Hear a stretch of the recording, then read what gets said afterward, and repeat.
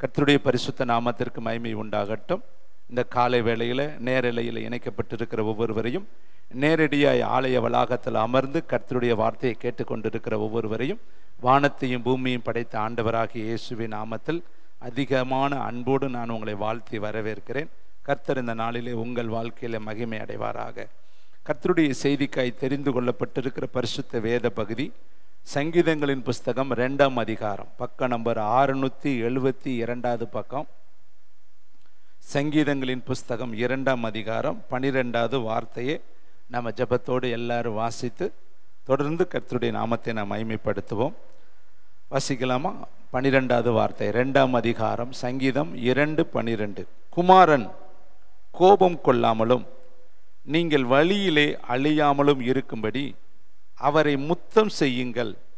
கொஞ்ச காலத்திலே அவருடைய கோபம் பற்றி எரியும். அவரை அண்டிக் கொள்கிற யாவரும் பாக்கியவான்கள். கர்த்தருடைய பரிசுத்த நாமத்திற்கு மகிமை உண்டாகட்டும். சங்கீதங்களை எழுதின தேவனுடைய தாசனாகிய தாவீது இந்த 2வது சங்கீதத்தில் கடைசி வார்த்தையாக அவருடைய கோபத்தையும் அவரை அண்டிக் கொள்ளக்கூடிய ஜனங்களுடைய வாழ்க்கையில் இருக்கிற பாக்கியத்தையும் அவர் எழுதி வைத்திருக்கிறதே நம் வேதத்தில் இந்த நாளிலே வாசிக்கிறோம். நம்ம ஆராதிக்கிற தேவன் எப்படி என்று இந்த வசனம் அழகாய் சொல்கிறது பாருங்கள். குமாரன் இயேசு கிறிஸ்து கோபம் கொள்ளாமலும், அடுத்து பாருங்க, நீங்கள் இந்த உலகத்தில் போய்கொண்டிருக்கிற வழியிலே அழியாமலும் இருக்கும்படி அவரை முத்தம் செய்யுங்கள். ஏனென்றால் கொஞ்ச காலத்துக்குள்ளே அவருடைய கோபம் இந்த உலகத்திலே பற்றி எரியும். அவரை அண்டிக் கொள்கிறவர்கள் பாக்கியவான்கள். அப்ப தேவன் எப்படிப்பட்டவர்? ஒரு பக்கம் நல்லவர், இரக்கம் உள்ளவர், தயவுள்ளவர், நீடிய சாந்தம் உள்ளவர், காருண்யம் உள்ளவர், கரங்களால் நம்மை மூடுகிறவர், கரங்களால் ஏந்துகிறவர், கண்மணி போல் நம்மளை பாதுகாக்கிறவர். இப்படியே நம்ம வேதத்தில் அவருடைய இரக்கத்தை நிறைய நம்ம வாசிக்கிறோம். ஆனால் இன்னொரு பக்கம் வேதம் சொல்லுது, அவர் எரிச்சல் உள்ள தேவன், அவர் பட்சிக்கிற அக்கினி. அவருடைய குறித்து வேதம் சொல்லுது, அவர் பழிக்கு பழி வாங்குகிற கர்த்தர், அவர் நீதியை சரி கட்டுகிற கர்த்தர் என்று சொல்லி வேதத்தில் எழுதியிருப்பதை நம்ம பார்க்கிறோம். அருமையானவர்களே, இங்க பாருங்க, சங்கீதக்காரர் சொல்றாரு கோபம் கொள்ளாமலும். அப்ப ஏசப்பாவுக்கு கோபம் வருமா அப்படின்னா கட்டாயம் வரும். அந்த கோபத்துக்கு நம்ம தப்பித்து கொள்ள அவர் வழிகாட்டுறாரு. அவரை அண்டிக் கொள்ளுங்கள், அவரை முத்தம் செய்யுங்கள், அவரிடத்தில் நீங்கள் சேர்ந்து இணைந்து கொள்ளுங்கள். அப்பொழுது உங்களுடைய வாழ்க்கையில தேவனுடைய மகிமை வெளிப்படும். நீங்க செப்பனியா எழுதின தீர்க்க தரிசன புஸ்தகத்துல 1086வது பக்கம், தயவுசெய்து நீங்க புதிய ஏற்பாடு எல்லாம் நல்லா படிச்சிருப்பீங்க. ஆனா பழைய ஏற்பாட்டுக்கு நம்ம அதிக கவனம் செலுத்த மாட்டோம். ஏனென்றால் ஒரே வரியில சொல்லுவாங்க, புரியல பிரதர், அதெல்லாம் எங்களுக்கு படிக்க பொறுமை இல்லை, புரியலை, அதனால நாங்கள் அதை விட்டுட்டு போயிடுறோம்னு நீங்கள் நிறைய பேர் இருப்பீங்க. பழைய ஏற்பாட்டிலையும் நடக்க போகிற சம்பவங்களை கர்த்தர் அழகாய் தீர்க்கமாய் எழுதி வைத்திருக்கிறார். 1086வது பக்கம், செப்பனியா எழுதின தீர்க்க தரிசன புஸ்தகம் எடுத்துக்கொள்ளுங்க. தயவுசெய்து பக்கம் ஏன் சொல்கிறேன்னா, நீங்கள் தடுமாறக்கூடாது, அட்டவணையை பார்க்கக்கூடாதுன்னு தான் டக்குன்னு எடுப்பதற்கு பக்கத்தை நான் சொல்லுகிறேன். நேரம் ஆயிட்டாலும் பரவாயில்லைன்னு. 1ஆம் அதிகாரம் 2வது வசனத்தை பாருங்க. தேசத்தில் உண்டானதையெல்லாம் முற்றிலும் வாரிக்கொள்வேன். இது கர்த்தர் தான் சொல்ற வார்த்தை. தேசத்தில் உண்டானதை எல்லாம் முற்றிலும் வாரிக்கொள்வேன் என்று கர்த்தருடைய வார்த்தை எழுதப்பட்டிருக்கிறது. அடுத்து பாருங்களே, 3வது வசனம், மனுஷர்களையும் மிருக ஜீவன்களையும் வாரிக்கொள்வேன். நான் ஆகாயத்து பறவைகளையும் சமுத்திரத்து மச்சங்களையும் இடறுகிறதற்கு ஏதுவானவைகளையும் துன்மார்க்கரோடு கூட வாரிக்கொண்டு தேசத்தில் உண்டான மனுஷரை சங்கார பண்ணுவேன் என்று கர்த்தர் சொல்லுகிறார். 2வது வசனத்தை பாருங்க. தேசத்தில் உண்டானதை எல்லாம் முற்றிலும் வாரிக்கொள்வேன் என்று கர்த்தர் சொல்லுகிறார். இதெல்லாம் நம்ம கவனிப்பதை மறந்து விடுகிறோம். இதன் மேல் நம்ம கவனம் செலுத்துவதை விட்டு விடுகிறோம். சொல்லுகிறவர் மனுஷன் அல்ல, கர்த்தர் சொல்லுகிறார். தேசத்தில் உண்டானதை எல்லாம் வாரிக்கொள்வேன், மனுஷர்களையும் மிருக ஜீவன்களையும் வாரிக்கொள்வேன், ஆகாயத்து பறவைகளையும் சமுத்திரத்து மச்சங்களையும் வாரிக்கொள்வேன் என்று கர்த்தர் சொல்லுகிறார். இன்னும் பாருங்களேன், அதே அதிகாரத்தில் 14வது வசனம், கர்த்தருடைய பெரிய நாள் சமீபித்து இருக்கிறது. இந்த பெரிய நாளுங்கிறது அவருடைய வருகையின் நாள். அவர் பகிரங்கமாக இந்த உலகத்திற்குள்ளே இறங்கி வரக்கூடிய 2ஆம் வருகையின் நாள். அதுதான் அந்த பெரிய நாள் என்று வேதத்தில் எழுதப்பட்டிருக்கிறதை நாம் பார்க்கிறோம். நம்ம எல்லாருமே ரெண்டு காரியத்தை எதிர்நோக்கி வாழ்ந்து கொண்டிருக்கிறோம். ஒன்று நம்முடைய உலகத்தில் நம்முடைய ஓட்டத்தின் முடிவு நாள், இன்னொன்று அவருடைய வருகையின் நாள், ரெண்டாம் வருகை, பகிரங்கமான வருகையின் நாள். இந்த ரெண்டைத்தான் நம்ம ஒவ்வொரு நாளும் எதிர்பார்க்கணும். அதுதான் நம்முடைய விருப்பமும் வாஞ்சையுமா இருக்கணும் தேவனுடைய பிள்ளைகளே. இங்க பாருங்களேன், 14ஆம் வசனம் சொல்லுது, கர்த்தருடைய பெரிய நாள் சமீபத்திருக்கிறது, அது கிட்டி சேர்ந்து மிகவும் தீவிரமாய் வருகிறது. கர்த்தருடைய நாள் என்கிற சத்தத்திற்கு பராக்கிரமசாலி முதலாய் அங்கே மனம் கசந்து அழுவான். பெரிய பெரிய மனிதர்கள், தலைவர்கள், பெரிய பெரிய பிரபுக்கள், உலகத்துல பயங்கரமான நபர்கள் கூட ஆண்டவருடைய வருகை நாள்ல மனம் கசந்து என்ன செய்வாங்களா, அலறுவான் என்று சொல்லி வேதத்தில் எழுதப்பட்டிருக்கிறது. அடுத்த வார்த்தையை பாருங்களேன், அந்த நாள் உக்கிரகத்தின் நாள், அது இக்கட்டும் இடுக்கமுமான நாள், அது அழிவும் பால்கடிப்புமான நாள், அது இருளும் அந்தகாரமுமான நாள், அது மப்பும் மந்தாரமுமான நாள். இப்படியே நீங்க அந்த பகுதி பூரா படிச்சிட்டீங்கன்னா 18ஆம் வசனத்தை வாசிக்கிறேன். கர்த்தருடைய உக்கிரகத்தின் நாளிலே அவர்கள் வெள்ளியும் அவர்கள் பொன்னும் அவர்களை தப்புவிக்க மாட்டாது. அவருடைய எரிச்சலின் அக்னியினால் தேசமெல்லாம் அழியும், தேசத்தின் குடிகள் எல்லாம் சடிதியாய் நிர்மூலம் பண்ணுவார். கர்த்தருடைய பரிசுத்த நாமத்திற்கு மகிமை உண்டாகட்டும். அன்பானவர், இரக்கமுள்ளவர், தயவுள்ளவர், ஈவுள்ளவர், உள்ளங்கையிலே வரைந்திருக்கிறவர், முடிகளை எண்ணி வைத்திருக்கிறவர், இப்படியெல்லாம் செய்வாரான்னு நீங்க ஒரு கேள்வி கேட்டீங்கன்னா கட்டாயம் அவருடைய ஒரு பக்கத்திலே நம்ம நினைக்கிறோம், இன்னொரு பக்கம் அவர் உக்கிரகத்தின் நாளை வைத்திருக்கிற தேவன், பயங்கரமான கோபாக்கினை நாளை வைத்திருக்கிற தேவன். யாருக்காக? பாதாளத்துக்கு போகக்கூடிய பிள்ளைகள் மேல அவர் கோபாக்கினையை செலுத்துகிற தேவனா இருக்கிறார். அதனாலதான் சங்கீதக்காரர் சொல்றாரு, அவரை அண்டி கொள்ளுங்க, அவரை நீங்க முத்தம் செய்யுங்க, அவரிடத்துல நெருங்கி அவருடைய வார்த்தைக்கு கீழ்ப்படிஞ்சு நீங்க வாழுங்க. ஏனென்றால் இந்த உலகம் நிலையானது கிடையாது. நம்ம இரண்டு காரியத்தை நோக்கி போய்கொண்டிருக்கிறோம். ஒன்று, மரண நாளை நோக்கி நம்ம போய்கொண்டிருக்கிறோம். இரண்டாவது, அவருடைய வருகையை சந்திக்க நம்ம போய்கொண்டிருக்கிறோம் என்பதை நீங்க மறந்து விடாதபடி ஒவ்வொரு நாளும் நீங்கள் அவரை அண்டிக் கொள்ளுங்கள் என்று சொல்லி வேதத்தில் எழுதப்பட்டிருக்கிறதை பார்க்கிறோம். அதே செப்பனியா தீர்க்கதரிசி புஸ்தகம் 2ஆம் அதிகாரத்துல அதே பகுதியில் 2வது வசனத்தை 3வது வசனத்தை கொஞ்சம் பாருங்களே. செப்பனியா 2ஆம் அதிகாரம் 2வது வசனம் 3வது வசனம்.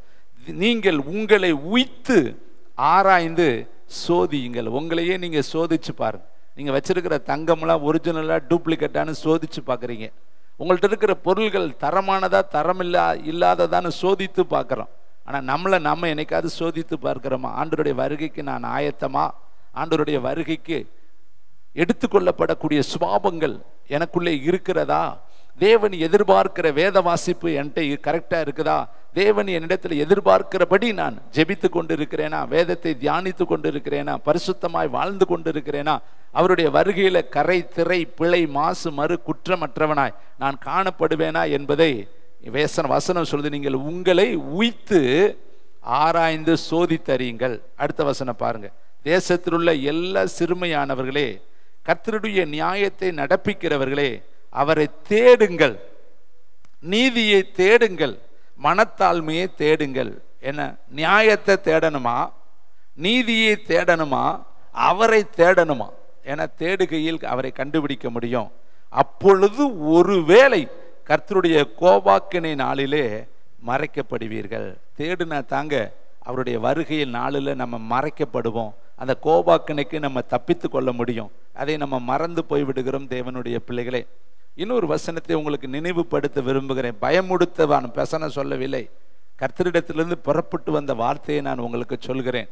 நமக்குள்ளே பயத்தோடு கர்த்தரை சேவிக்கணும். அதே சங்கீதத்தில் நீங்க பார்த்தீங்கன்னா 11வது வசனத்தில் எழுதுறாரு, பயத்துடனே கர்த்தரை சேவியுங்கள், நடுக்கத்துடனே களி கூறுங்கள் என்று வேதம் சொல்கிறது. நமக்குள்ள ஒரு பயம் இருக்கணும், பரலோகத்தை குறித்து, தேவனை குறித்து, கர்த்தரை குறித்து, நம்ம ஆராதிக்கிற தேவன் எப்படிப்பட்டவர் என்கிற பயம் நமக்குள்ளே ஒவ்வொரு நாளும் கொழுந்து விட்டு எரிந்து கொண்டே இருக்கணும் தேவனுடைய பிள்ளைகளே.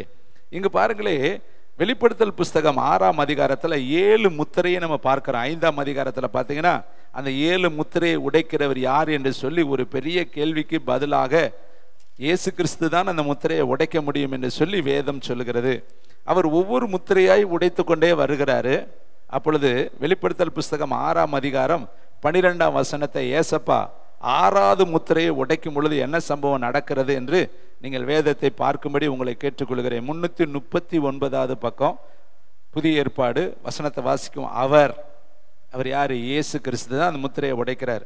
6ஆம் முத்திரையை உடைக்க கண்டேன், இதோ பூமி மிகவும் அதிர்ந்தது, சூரியன் கருப்பு கம்பளியை போல கருத்தது, சந்திரன் இரத்தம் போல ஆயிற்று, அத்தி மரமானது பெருங்காற்றினை அசைக்கப்படும் பொழுது அதன் காய்கள் உதிர்கிறது போல வானத்தின் நட்சத்திரங்கள் எல்லாம் பூமியிலே விழுந்தது, வானமும் சுருட்டப்பட்ட புஸ்தகம் போலாகி விலகி போயிற்று, மலைகள் தீவுகள் யாவும் தங்கள் இடங்களை விட்டு அகன்று போயின, பூமியின் ராஜாக்களும் பெரியோர்களும் ஐசுவரியவான்களும் சேனை தலைவர்களும் பலவான்களும் அடிமைகள் யாவரும் சுயாதீனர் யாவரும் பர்வதங்களின் குகைகளிலும் கண்மலைகளிலும் ஒளித்து கொண்டு பர்வதங்களையும் கண்மலைகளையும் நோக்கி, நீங்கள் எங்கள் மேல் விழுந்து சிங்காசனத்தின் மேல் வீற்றிருக்கிறவருடைய முகத்திற்கும் ஆட்டுக்குட்டியானுடைய கோபத்திற்கும் எங்களை மறைத்து கொள்ளுங்கள், அவருடைய கோபாக்கினையின் மகா நாள் வந்துவிட்டது,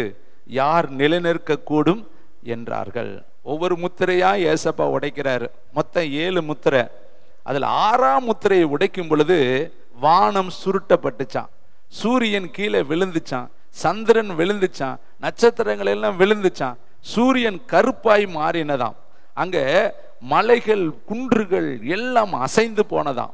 அப்ப என்ன நடக்குதாம்? 15ஆம் வசனம், பூமியில் இருக்கிற ராஜாக்கள். இப்ப பாத்தீங்கன்னா 7 கண்டத்துல எத்தனையோ ராஜாக்களை பார்க்கிற, ஒவ்வொரு தேசத்திலையும் ராஜாக்கள், பிரபுக்கள், அதிபதிகள், தேசத்தினுடைய ஆளுநர்கள், பிரபுக்கள் இருக்கிறாங்க. இவங்களை குறித்தெல்லாம் வேதம் சொல்லுது. பூமியின் ராஜாக்களும் பெரியோர்களும் ஐஸ்வர்யவான்களும் சேனைக்கு தலைவர்களும் இராணுவ தலைவர்களும் பலவான்களும், பயங்கரமான ஆட்கள் சொல்றோம் இல்லையா, இவங்கெல்லாம் பெரிய பயங்கரமான ஆளுங்க, பயங்கரமான ஆளுகன்னு சொல்றோம் இல்லையா, அவங்களை குறித்தெல்லாம் வேதம் சொல்லுது. பலவான்களும் அடிமைகள் யாவரும் சுயாதீனர் யாவரும் பர்வதங்களின் குகைகளிலும் கண்மலைகளிலும் ஒளித்து கொண்டு, எல்லாரும் ஓடி மலைகளுக்குள்ள ஒளிவாங்கலாம், கண்மலைக்குள்ள ஒளிவாங்கலாம், புதருக்குள்ள ஒளிவாங்கலாம், வீடுகளுக்குள்ள ஒளிவாங்கலாம். எதற்காகனா ஆட்டுக்குட்டியானுடைய கோபாக்கணையின் நாள் வந்து விட்டது.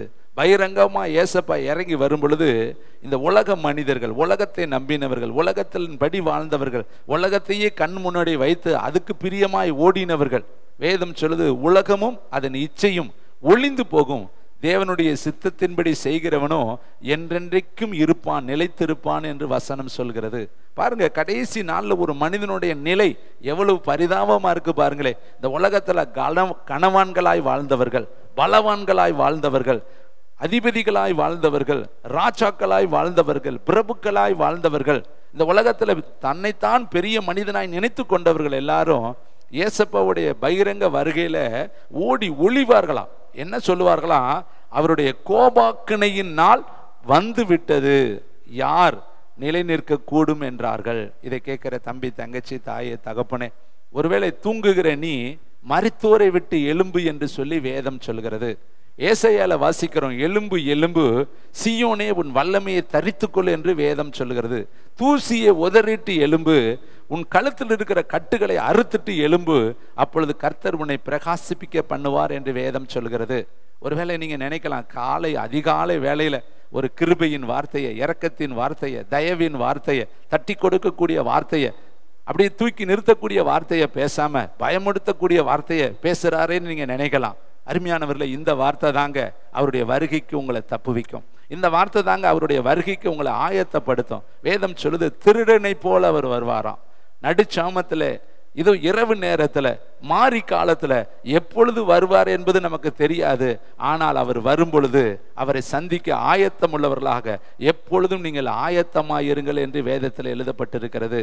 பாருங்க, சங்கீதக்காரர் சொல்றாரு, கொஞ்ச காலத்துல அவருடைய கோபம் பற்றி எரிய போகிறது, அவருடைய கோபாக்கினையின் நாள் வரப்போகிறது. அந்த கோபாக்கினையின் நாளில் நாமும் கோபத்துல சிக்கி கொள்ளாதபடிக்கு அவரை நம்ம என்ன செய்யணுமா? அண்டிக் கொள்ள வேண்டும் என்று பக்தனாகிய தாவீது நமக்கு ஒரு ஆலோசனை சொல்றாரு. நான் அண்டிக் கொண்டேன், நீயும் அவரை அண்டிக்கொள் என்று சொல்லி இந்த காலை வேளையில நம்மளோடு பேசுறார். நம்ம எந்த அளவுக்கு அவரை அண்டிக் கொண்டு இருக்கிறோம் என்பதை நீங்களும் நானும் முதலாவது தெரிந்து கொள்ளணும். தேவனுடைய பிள்ளைகளே, நீங்க ஆதியாகம புஸ்தகத்தை கருத்தா 7ஆம் அதிகாரம் 21ஆம் வசனத்தை பாருங்களே. அதே மாதிரி 19ஆம் அதிகாரம் 24 வசனம், கர்த்தர் அப்படி செய்வாரா? ஒரு ஊரையே அழிப்பாரா? ஒரு நாட்டையே அழிப்பாரா? ஒரு தேசத்தையே அழிப்பாரா? அவ்வளவு பெரிய கோபக்காரரான்னு நீங்க நினைக்கலாம்.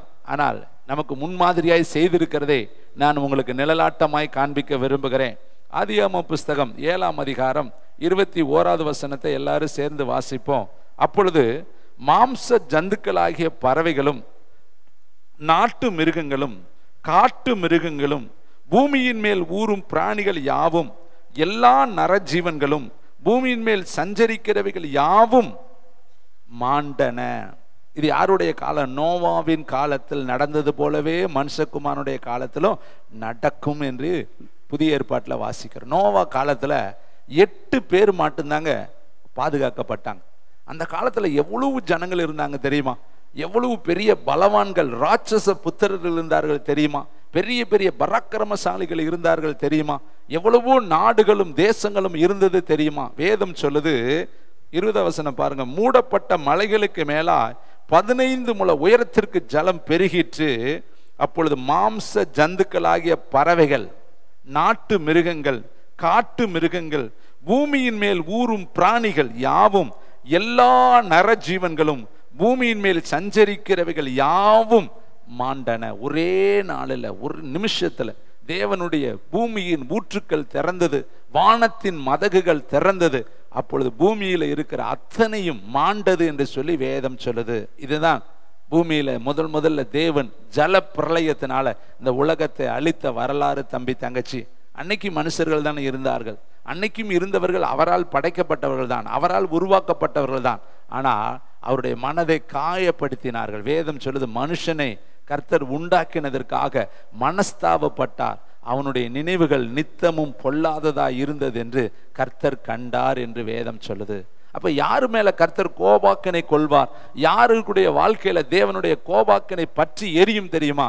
அவருடைய மனதை காயப்படுத்தி, அவருடைய இருதயத்தை வேதனைப்படுத்தி, அவர் படைச்சதுக்காக வருத்தப்படும்படி எவன் ஒரு மனிதன் நடந்து கொள்கிறானோ அவனுடைய வாழ்க்கையில கோபாக்கினை நாள் ஒன்று வரும். தம்பி தங்கச்சி, இன்னைக்கு கால வேளையில நமக்கு கர்த்தர் சொல்றாரு, ரட்சிக்கப்பட்டவர்கள் கிருபை பெற்றவர்கள், தயவு பெற்றவர்கள், அபிஷேகம் பெற்றவர்கள், கிருபை பெற்றவர்கள். இந்த கிருபையை நம்ம இழந்துராதபடிக்கு வேதம் சொல்லுது, அநேகர் தங்களுக்கு வரும் கிருபையை போக்கடிக்கிறார்களாம். நாமும் போக்கடித்து விடாதபடிக்கு அந்த கிருபைக்குள்ள நம்ம ஒண்டி கொள்ளணும், அந்த கிருபைக்குள்ள நம்ம அண்டி கொள்ளணும். அந்த கிருபையை நம்ம தஞ்சமாய் பற்றி கொள்ளும் பொழுதுதான் கர்த்தர் நம்முடைய வாழ்க்கையில மகிமையின் காரியத்தை செய்வார். தம்பி தங்கச்சி, அதே ஆதியாகமம் 19ஆம் அதிகாரத்துல ஒரு பட்டணமே தேவனுடைய கோபாக்கினால் எரிந்தது என்று சொல்லி வேதத்துல பார்க்கிறோம். அங்கேயும் ஜனங்கள் தான் இருந்தார்கள், அங்கேயும் இருக்கிற ஜனங்கள் கர்த்தரால் உருவாக்கப்பட்டவர்கள் தான். ஆதியாகமம் 19ஆம் அதிகாரம் 24ஆம் வசனம், இங்க ஜலப்பிரளயத்தினால பூமியை அழித்தார். அதற்கடுத்து லோத்து காலத்துல, இதையும் வேதம் சொல்லுது, நோவா காலத்துல நடந்தது போலவும் நடக்கும், லோத்து காலத்துல நடந்தது போலவும் நடக்கும் என்று லூக்காவில் வாசிக்கிறோம். மனுஷகுமாரனுடைய காலத்திலும் இப்படிதான் நடக்கும். என்ன செஞ்சார்கள்? நோவா காலத்துல பெண் கொண்டார்கள், பெண் எடுத்தார்கள், அவர்களுடைய விருப்பப்படி வாழ்ந்தார்கள், ஜலப்பிரளயம் வந்தும் அவர்களை அழித்தது. லோத்து காலத்திலையும் அப்படித்தான் இருந்தார்கள், பெண் கொண்டார்கள், பெண் எடுத்தார்கள், மனம் போல அவர்கள் வாழ்ந்தார்கள். யாருமே கர்த்தருக்கு பயப்படாதபடி சுகபோக பிரியர்களாய், தற்பிரியராய், பணப்பிரியராய், இருமார்ப்புள்ளவர்களாய், அகந்தை உள்ளவர்களாய், பயங்கரமான பாவம், கொடூரமான பாவத்தை சோதம் பட்டணத்திலே நாம் வாசிக்கிறோம், குமாரா பட்டணத்திலே வாசிக்கிறோம். அந்த பட்டணத்தினுடைய அக்கிரமம் தேவனுடைய சமூகத்திலே வந்து எட்டினது என்று சொல்லி வேதம் சொல்கிறது. அதை பார்க்க கர்த்தர் 2 தூதர்களை அனுப்பினார் என்று சொல்லி வேதம் சொல்கிறது. அந்த தூதர்கள் வந்த பொழுதுமே அந்த பாவம் அந்த தேசத்தில் இருப்பதை அந்த தூதர்கள் பார்த்தார்கள் என்று சொல்லி வேதத்தில் பார்க்கிறோம். அவர்கள் அந்த நாட்டுக்கு நடந்த சம்பவம் என்ன பாருங்களே. அதே 19ஆம் அதிகாரம் ஆதியாகமம் 19:24, அப்பொழுது கர்த்தர் சோதோமின் மேலும் குமராவின் மேலும் கர்த்தராலே வானத்திலிருந்து கந்தகத்தையும் அக்னியையும் வர்ஷிக்க பண்ணி அந்த பட்டணங்களையும் அந்த சமபூமி அனைத்தையும் அந்த பட்டணங்களின் எல்லா குடிகளையும் பூமியின் பயிரையும் அழித்து போட்டார். இந்த வேலையை யாரு செய்தது? கர்த்தர் தாங்க செஞ்சார்.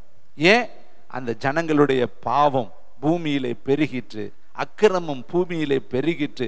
கர்த்தருக்கு பயப்படுகிற பயம் அந்த ஜனங்களுக்கு இல்லை. அங்கதாங்க அந்த ஓரின சேர்க்கையின் பாவம், அங்கதாங்க பயங்கரமான பாவங்கள் உலகத்துல இன்னைக்கு இருக்கக்கூடிய பாவத்துக்கெல்லாம் இவர்கள் தான் மூல காரணமாக இருந்திருக்கிறார்கள். இந்த பாவம் தான் அந்த பட்டணத்தில் இருந்துச்சு தம்பி தங்கச்சி. அதனால தான் கர்த்தர் அந்த பாவத்தையும் அந்த தேசத்தையும் வேரோடு அக்கினியினால் அழித்து போட்டாராம். அப்ப அதுதான் உக்கிரகத்தின் நாள், கோபாக்கனையின் நாள். இந்த கோபாக்கனையின் நாள் அந்த தேசத்துல எந்த மனுஷனும் பாதுகாக்கப்படலை. அத்தனை பேர்களும், ராஜா முதல், சேனை தலைவர் முதல், பிரபுக்கள் முதல், அந்த தேசத்தில் இருந்த குடிமக்கள் முதல், அத்தனை ஆடு மாடுகள் அத்தனையும் ஒரே நொடி பொழுதுல அக்கினிக்கு இரையானது என்று சொல்லி வேதத்தில் எழுதப்பட்டிருக்கிறது. அங்கே ஜலப்பிரளயத்தினாலே பூமி அழிக்கப்பட்டது, இங்கே சோதோம் குமார பட்டணம் அக்னியினால் அழிக்கப்பட்டுச்சு. இதைத்தான் கர்த்தர் சொல்றாரு. இதெல்லாம் நிழல் ஆட்டமாக கர்த்தர் எழுதி வைத்திருக்கிறார். இதே போலதான் இரண்டாம் வருகையிலும் வானங்கள் சுருட்டப்படுமா. இப்ப இருக்கிற வானத்தை பாருங்க, எவ்வளவு பெரிய வானம், 7 கண்டத்தை மூடி இருக்கிற வானம். இந்த வானத்தை கர்த்தர் ஒரே ஒரு வார்த்தையினால தான் உண்டாக்கினார். வேதம் சொல்லுது, வானம் உண்டாக கடவது என்றார். அவ்வளவுதான், அடுத்த நொடி இவ்வளவு பெரிய வானம் உண்டானது என்று வேதம் சொல்லுது. அழகாய் கர்த்தருடைய பக்தன் எழுதுற, வானத்தை ஞானமாய் உண்டாக்கினாராம். அந்த வானம் இன்னைக்கு வரையும் அவருடைய பேச்சை கேட்டுக்கிட்டு இருக்குதுங்க. ஆனா அந்த வானம் 6ஆம் முத்திரை உடையும் பொழுது சுருட்டப்பட்டு போகும் என்று வேதம் சொல்லுது. சந்திரன் சூரியன் கருத்து போகும், விழுந்து போகும் என்று வேதம் சொல்லுது. எல்லா நட்சத்திரங்களும் பூமியில கொட்டி போகும் என்று சொல்லி வேதம் சொல்லுது. மலைகளும் குன்றுகளும் ஆட்டுக்குட்டியானுடைய கோபத்துக்கு எங்களை மறைத்து கொள்ளுங்கள் என்று சொல்லி அதெல்லாம் இதோ விலகி போகும் என்று சொல்லி வேதம் சொல்லுது. அப்படிப்பட்ட ஒரு கோபாக்கனை நாள் இந்த உலகத்துல இருக்குது தம்பி தங்கச்சி. அதை நம்ம மறந்துடுறோம். நம்ம ஏதோ இருக்கிறது, நம்ம வீடு சதா காலமும் இருக்கிற மாதிரியும், நம்ம பார்க்குற வேலை சதா காலமும் இருக்கிற மாதிரியும், நம்ம இளமைகள் சதா காலமும் இருக்கிற மாதிரியும், இந்த உலகம் என்னமோ நம்ம தான் உண்டாக்குனது மாதிரி நம்ம ஒவ்வொரு நாளும் எழுந்து வேலை வெட்டின்னு போய்கிட்டே இருக்கிறோம். ஆனால் ஆண்டவருடைய வருகையை குறித்து நம்ம மறந்து போய் விடுகிறோம். அதை நினைக்க கூட நமக்கு நேரம் இல்லை தம்பி தங்கச்சி. அதனால தான் கர்த்தர் நமக்கு நினைப்பூட்டுறாரு, தம்பி நீ வாழ்ந்து கொண்டு இருக்கிறது சொற்ப கால வாழ்க்கை, நீ என்னத்தை கொண்டுட்டு வந்த? நல்லா நீங்கள் வீட்டில் போய் படுத்து யோசித்து பாருங்க. நீ ஒன்றுமே கொண்டுட்டு வரல. ஆவி கர்த்தர் கொடுத்தாரு, ஆவியை கர்த்தரை எடுத்துக்கொள்ள போறாரு. இது மாம்சம் உலகத்திலிருந்து வந்துச்சு, அந்த மாம்சம் மண்ணுக்கே திரும்பி போயிடும். அப்ப எப்படி நீ வந்தையோ அப்படியே தான் இந்த உலகத்தை விட்டு நீ போவ. நீ படுற பிரயாசம், நீ ஓடுற ஓட்டம் எல்லாமே உன்னுடைய வயிற்றுக்காகத்தானே ஒழிய அது ஒன்று கூட நீ கொண்டுட்டு போறதில்லை தம்பி தங்கச்சி, தாயே தகப்பனே. இது ஒவ்வொரு நாளும் நம்ம உணர்ந்து பார்க்கணும். இதை உணர்ந்த தாவீது ராஜா சொல்றத சில சம்பவங்களை நான் உங்கள் மத்தியில் நினைப்பூட்ட விரும்பிட்டு நான் கர்த்தருடைய வார்த்தைக்குள்ள கடந்து செல்வது நல்லது. சங்கீதங்களின் புஸ்தகம் 27வது சங்கீதத்துல 4வது வசனத்தை தயவுசெய்து எல்லாரும் எடுத்து 685வது பக்கம், பக்கத்தோடு டக்குன்னு எடுங்க பார்க்கலாம். 685வது பக்கம். சங்கீதக்காரர் ஒரு பெரிய பிரபு, ஒரு தலைவர், ஒரு ராஜா, சமஸ்த இஸ்ரவேலை ஆண்டு கொண்டிருக்கிற ஒரு ராஜா சொல்ற வார்த்தை. சங்கீதம் 27:4வது வசனம், கர்த்தரிடத்தில் ஒன்றை கேட்டேன் அதையே நாடுவேன். ஒண்ணுதான் கேட்கிறாராம். அவ்வளவு பெரிய ராஜாவுக்கு ஒண்ணுதான் கேட்கணுமா? எவ்வளவு காரியம் இருக்கு. ஒன்ன கேட்கிறேன், அதைத்தான் நான் நாடுறேன், வேற ஒன்னை நாடல. அது என்னன்னா, நான் கர்த்தருடைய மகிமையை பார்க்கும்படியாக, அவருடைய ஆலயத்தில் ஆராய்ச்சி செய்யும்படியாகவும், நான் என் ஜீவனுள்ள நாளெல்லாம் கர்த்தருடைய ஆலயத்தில் தங்கி இருப்பதையே நாடுகிறேன். அந்த வார்த்தை இழுத்து சொல்லுங்க. எனக்கு வேற ஆசையே இல்லை. அவருடைய ஆலயத்துல போய் உட்கார்ந்து அவருடைய சமூகத்துல தங்கி இருப்பதை நான் வாஞ்சிக்கிறேன், நாடுகிறேன். இந்த பக்தன் பாடுறாரு, ஆனா ஆலயம் இல்லைங்க. ஏன்னா ஆலயம் கட்டல, அவருக்கு ஆலயம் கட்டக்கூடிய பாக்கியம் கிடையாது. ஆனா அவர் ஆலயத்தின் மேல பற்றுதலா இருக்கிறார். அவர் சொல்றாரு, எப்படியாவது ஒரு நாளைக்கு நான் ஆலயத்துல போய் தங்கி இருந்து, ஆலயத்துல வீற்றிருந்து அதுல ஆராய்ச்சி செய்ய நான் வாஞ்சிக்கிறேன். அவருக்கு ஆலயம் இல்லை, ஆலயத்தின் மேல பாசம் இருந்துச்சு, நேசம் இருந்துச்சு, பற்று இருந்துச்சு. ஆனா நமக்கு ஆலயம் இருக்குது. ஆனா நம்ம என்ன பெருமா, அந்த காக்கா நோவா காலத்துல புறப்பட்டு போயிட்டு வந்துச்சு பார்த்தீங்களா? அப்படிதாங்க, ஏதோ வந்து உட்கார்ந்து இருக்கிறோம். ஆனா பிரேயர் முடிஞ்சு ஆமேன்னு சொன்னா நம்ம காலு ஆசக்கேல் மேல தீவிரித்து ஓடுகிறோம். உலகத்துக்குள்ள ஓடி உங்க வேலையை தான் நீங்க பார்க்கறோம். யோசித்து பாருங்க. ஆலயத்துல உட்கார்ந்து, இந்த ஆலயத்துல கர்த்தர் நம்மை ரட்சித்திருக்கிறாரு, இந்த ஆலயத்துல கர்த்தர் நம்மை ஆசீர்வதித்திருக்கிறாரு, இங்க பண்ணின எத்தனை ஜெபத்தை கர்த்தர் கேட்டிருக்கிறாரு. ஒருவேளை இந்த கர்த்தர் நம்மளோடு இல்லாமல் இருந்தால் நம்முடைய நிலைமை என்ன இருக்குன்னு சொல்லி உட்கார்ந்து அமர உட்கார்ந்து தேவனுடைய சமூகத்துல நிதானித்து நம்ம இருந்திருக்கிறோமா? வரும் பொழுதும் பார்த்தாவே அந்த புறா வந்தது மாதிரியே தான் வர்றீங்க. அங்கேருந்து வரும் பொழுதே ரெட்டை கால் ஸ்பீடில் வந்துட்டு அதே ஸ்பீடில் ஓடுறோம். நம்ம உட்கார்ந்து நிதானிக்க நேரமே இல்லைங்க. ஆலயத்திலேயே உட்கார முடியாத நீங்கள் வீட்டில் உட்காருவீங்களா? வீட்டில் உங்களால் தியானிக்க முடியுமா? வீட்டில் போய் நீங்கள் கர்த்தரை நினைக்க முடியுமா? அப்போ நம்முடைய வாழ்க்கை பாருங்க, எவ்வளவு மிஷின் மாதிரி ஓடிக்கிட்டு இருக்கிறோம். ஆண்டவருடைய கண்ணு நம்மளை பார்த்துக்கிட்டே இருக்கு. நீ எனக்கு எவ்வளோ நேரம் செலுத்துற, எப்படி என்னை தேடுற, எப்படி என் மேலே வாஞ்சியாக இருக்கிற, என்னுடைய காரியத்தில் நீ எந்த அளவுக்கு ஈடுபடுகிறேங்கிறத தேவனுடைய 7 கண்களும் உங்களை சோதித்து பார்க்குது. தம்பி, தங்கச்சி, தாயே, தகப்பனே, யோசித்து பாருங்க. நீங்கள் உங்களுக்காக வாழ வேணாமா, பிறருக்காக நீங்கள் வாழ்ந்து கொண்டு இருக்கிறீங்க, ஓடுறீங்க. பிள்ளைகள் அந்த பிள்ளைகள் ஒரு நாளைக்கு உங்கள் முகத்தில் காரி துப்பும் அல்லது வேதனைப்படுத்தும் பொழுது தான், சே, இவங்களுக்காக நம்ம பட்ட பிரயாசம் வேஸ்ட்டுன்னு நினைப்பீங்க. உங்களை பெத்தெடுத்த தெய்வத்திற்காக வாழுங்க. அழகா சொல்றாரு பாருங்களே, அதே சங்கீதம் 16 அவர் சொல்லுகிற வார்த்தையை கொஞ்சம் நினைப்பூட்ட நான் விரும்புகிறேன். சங்கீதம் 16 8வது வசனத்தை வாசிக்கலாமா? கர்த்தருக்கு மகிமையாக. தேங்க்யூ, வண்டர்ஃபுல் த ஹோலி ஸ்பிரிட். கர்த்தரை எப்போதும், அவர் அங்க சொல்றாரு, ஆலயத்தில் இருக்கிறதா எனக்கு விருப்பம். அப்ப எந்த அளவுக்கு தேவனை அண்டி கொண்டாரு பாருங்க. ராஜா சிங்காசனத்தில் உட்கார்றதை விட, மன்னனா இருக்கிறத விட, மக்கள் மத்தியில பிரஜையா இருக்கிறதை விட, அதிகாரியா இருக்கிறத விட, மக்கள் மத்தியில கனத்துக்குரியவனா இருக்கிறத விட ஆலயத்துல போய் உட்கார்றதுதான் எனக்கு ரொம்ப பிடிச்சிருக்குங்கிறேன். இங்க என்ன சொல்றேன் பாருங்களே, எனக்கு எப்போதும் கர்த்தரை எனக்கு முன்பாய் வைத்திருக்கிறேன், அவர் என் வலது பக்கத்தில் இருக்கிறபடியினால் நான் அசைக்கப்படுவதில்லை. இந்த வார்த்தையை நம்ம வாழ்க்கையில யோசித்து பாருங்க. எப்போது கர்த்தரை முன்னாடி வச்சிருக்கிறோமா, அல்லது மனுஷனை முன்னாடி வச்சிருக்கிறோமா, மனுஷியை முன்னாடி வச்சிருக்கிறோமா, வேலையை முன்னாடி வச்சிருக்கிறோமா, உலகத்தை முன்னாடி வச்சிருக்கிறோமா? கர்த்தருடைய வார்த்தை சொல்லுது, உலகத்திலும் உலகத்தில் உள்ளவைகளிலும் அன்பு கூறாதிருங்கள். ஒருவன் உலகத்தில் அன்பு கூர்ந்தால் அவனிடத்தில் பிதாவின் அன்பு இல்லை. நம்ம இன்னைக்கு எதன் மேல அன்பு செய்யறோம்? பாட்டு மட்டும் பாடுறோம், அன்பு கூறுவே, அழகா பாடுறோம், அது பாட்டு. ஆனா நம்ம அதை செய்யறோமா என்கிறத நம்ம வாழ்க்கையில யோசிக்கணும். தம்பி, தங்கச்சி, யோசிக்காமலே நம்ம பாட்டு பாடுறோம், யோசிக்காமலே நிறைய பாட்டை அறிக்கை செய்யறோம். அதனாலதான் கர்த்தர் சொல்றாரு, வீணிலே என்னுடைய நாமத்தை வழங்காது இருப்பாயாக. நம்ம வீணிலேயே சொல்றோம், ஆனா வாழ்க்கைக்கும் பாட்டுக்கும் சம்பந்தமே கிடையாது. அவருக்கு நேரம் நம்ம உண்மையா இல்லாதபடி நம்ம என்ன பண்றோம்? முழு உள்ளத்தோடு ஆராதிப்பே. அவர் பார்த்துட்டு நினைப்பார், நீ உண்மையிலே என்னை முழு உள்ளத்தோடு ஆராதிக்கிறியா? அருமையானவர்களே, பாடுவதற்கு முன்னாடி நம்ம வாழ்க்கையில் அதை செய்யறமான்னு நம்ம யோசித்து பார்க்கணும்.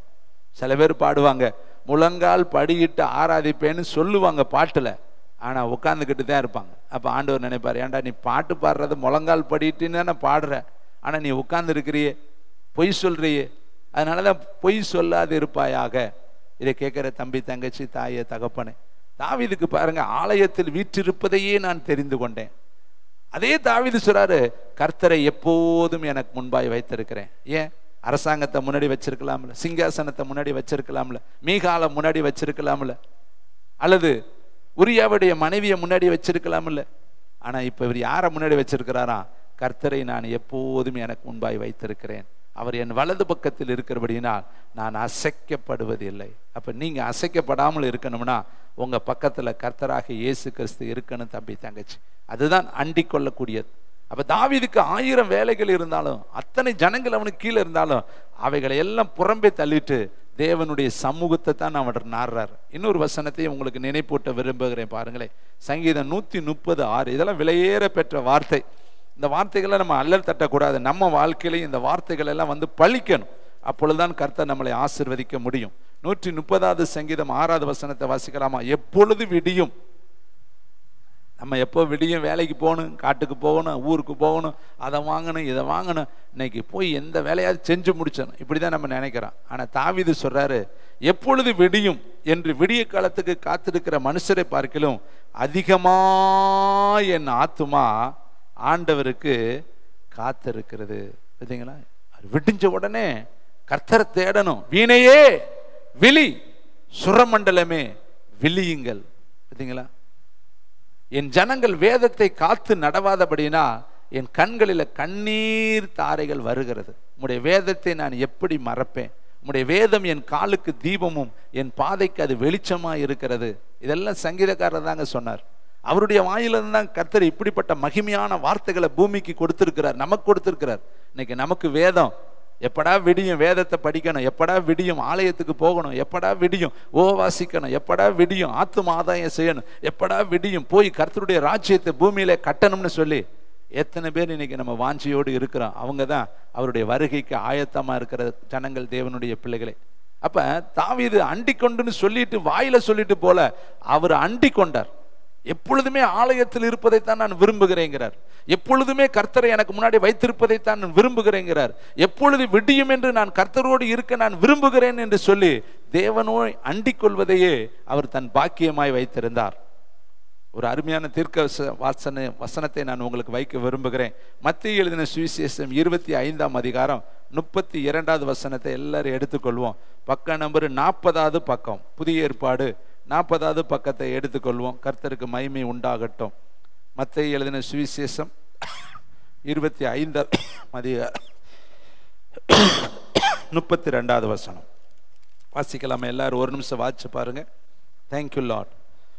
அப்பொழுது சகல ஜனங்களும், உலகத்தில் இருக்கிற அத்தனை கோடி ஜனங்களும் அவருக்கு முன்பாக சேர்க்கப்படுவார்கள். அமெரிக்கா, ஆப்பிரிக்கா, ரஷ்யா, தாய்லாந்து, ஐரோப்பா, லண்டன், இன்னும் இந்தியா, நீங்க இருக்கிற ஊர், நான் இருக்கிற ஊர், எல்லா ஜனங்களும் அவருக்கு முன்னாடி ஒரு நாளைக்கு நிற்கணும், அசம்பிள் ஆகணும். எல்லாரும் வந்து அவருடைய மீட்டிங்கில் இருக்கணும். அப்ப என்ன செய்வாரா? மேய்ப்பனானவன் செம்மறி ஆடுகளையும் வெள்ளாடுகளையும் வெவ்வேறாக பிரிக்கிறது போல அவர்களை அவர் பிரித்து, ஒரே மீட்டிங், ஒரே அசம்பிள், ஒரே இடத்துல கூட்டணும்னு பிரிப்பாரா? 2 கூட்டம், ஒன்று வெள்ளாட்டு கூட்டம், ஒன்று செம்பரி ஆட்டு கூட்டம், ஒன்று வலது பக்கம், ஒன்று இடது பக்கம். அவ்வளவுதான். சகல ஜனங்களும் அந்த கூட்டத்தில் இருப்பாங்க. நீயும் இருப்பேன், நானும் இருப்பேன். இந்த உலகத்தில் இருக்கிற அத்தனை கோடி ஜனங்களும் அந்த நாளிலே அவருடைய வருகையில, அவருடைய அந்த கூடுகையில நம்ம இருப்போம். நல்லா கவனிங்க, இது நிச்சயமா நடக்கும். இது மாற்றப்படாத உண்மை. இதை மக்கள் மறந்து கண் சொருகி போய் இன்றைக்கு வாழ்ந்து கொண்டு இருக்கிறார்கள். இந்த நாளை நினைப்பாரற்று வாழ்ந்து கொண்டு இருக்கிறார்கள். இது கர்த்தர் எழுதி வைத்திருக்கிறார். வலது பக்கத்தில் இருக்கவங்களை பார்த்து சொல்றாரு, பசியா இருந்தேன், வியாதியா இருந்தேன், வஸ்திரம் இல்லாத இருந்தேன், அந்நியனா இருந்தேன், நீங்க எல்லாம் எனக்கு செஞ்சீங்க, அதனால ஆசீர்வதிக்கப்பட்டவர்களே, உலகம் உண்டானது முதல் உங்களுக்காய் ஆயத்தம் பண்ணப்பட்டிருக்கிற நித்திய ஜீவனுக்குள் பிரவேசிங்கள் என்று சொல்லி அவர்களை ஆசீர்வதித்து உள்ள அனுப்புவாராம். அதே மாதிரி இடது பக்கத்தில் இருக்கவங்களை பார்த்து சொல்லுவாரா? 41வது வசனம், சபிக்கப்பட்டவர்களே, பிசாசுக்காகவும் அவனுடைய தூதர்களுக்காகவும் ஆயத்தம் பண்ணப்பட்டிருக்கிற நித்திய அக்கினியிலே போங்கள். பசியா இருந்தேன், வியாதியா இருந்தேன், அந்நியனா இருந்தேன், காவலில் இருந்தேன், கட்டப்பட்டு இருந்தேன், நீங்க ஒண்ணுமே எனக்கு செய்யலையே அப்படின்னு சொல்லி சபிக்கப்பட்டவர்கள் என்று சொல்லுவாராம். அப்ப இந்த உலகத்துல இருக்கிற ஜனங்களையெல்லாம் 2 வகையா பிரிக்கப்படும். ஆசீர்வதிக்கப்பட்டவர்களும் சபிக்கப்பட்டவர்களும். ஒருத்தர் கூட்டம் நித்தியத்துக்குள்ள பிரவேசிக்கும், முடிவில்லாத பரம ராஜ்யத்துக்குள்ள பிரவேசிக்கும். இன்னொரு கூட்டம் நித்திய அக்கினிக்குள்ள, பிசாசுக்காகவும் அவனுடைய தூதர்களுக்காகவும் ஆயத்தம் பண்ணப்பட்டிருக்கிற அக்கினிக்குள்ளே, நித்திய அக்கினிக்குள்ளே போங்கள். இதை கேட்கிற தம்பி, தங்கச்சி, தாயே, தகப்பனே, இந்த நாள் எப்படி இருக்கும்? பயங்கரமான ஒரு நாள் அல்லவா? அந்த பயங்கரமான நாளில் நம்ம எந்த பக்கம் இருக்க போறோம்? நம்ம வலது பக்கத்துல நிக்கணும்னா நித்தமும் நித்தமும் நித்தமும் நித்தமும் நித்தமும் நித்தமும் அவரை முத்தம் செய்து, நித்தமும் நித்தமும் அவரை அண்டிக் கொண்டு, நித்தமும் நித்தமும் அவர் மேல பற்றுதலாகவும் பயமாகவும் இருந்து அவர் காண்பிக்கிற வழியில நம்ம நடக்கும் பொழுது நம்ம தேவனுடைய ராஜ்யத்துக்குள்ள பிரவேசிக்க முடியும். அதை விட்டுட்டு நம்ம வெறும் வார்த்தையால கர்த்தாவே என்று சொல்வதும், ஆலயத்துல வந்து உட்கார்ந்துட்டு நம்ம மனுஷனை போல வாழ்ந்துட்டு ஆண்டவருடைய வருகையில எடுத்துக்கொள்ளப்படாமல் இருந்தால் எவ்வளவு பரிதாபம் தம்பி, தங்கச்சி. அப்ப கர்த்தருக்கு பயப்படுதலே ஞானம், அதுவே அவரை அறிகிற அறிவு என்று வேதம் சொல்லுது. நேரம் குறுகினதால 2 மனுஷிய உங்கள் மத்தியில காண்பித்துட்டு நான் முடிக்க விரும்புகிறேன். புத்தியுள்ள ஸ்திரீ வீட்டை கட்டுவா. இந்த ஸ்திரீகளுக்கு தான் கர்த்தர் வீட்டை கட்டக்கூடிய ஞானத்தை கர்த்தர் கொடுத்திருக்கிறார். அருமையானவர்களே, மத்தேயு புஸ்தகத்தில் 15ஆம் அதிகாரம் எடுக்க வேண்டாம், டைம் ஆயிடுச்சு. 22ஆம் வசனம், கானானிய ஸ்திரீன்னு ஒருத்தி வர்றா. அவள் சபிக்கப்பட்டவள். கானான் தேவனோடு கூட இணைக்கப்படாது என்று சொல்லி நோவா காலத்திலே பார்க்கிறோம். நோவா கானான் என்பவரை சபித்தான் என்று வேதம் அந்த இனத்துல வர்றவ, அதனாலதான் கானானிய ஸ்திரீன்னு எழுதப்பட்டிருக்கு.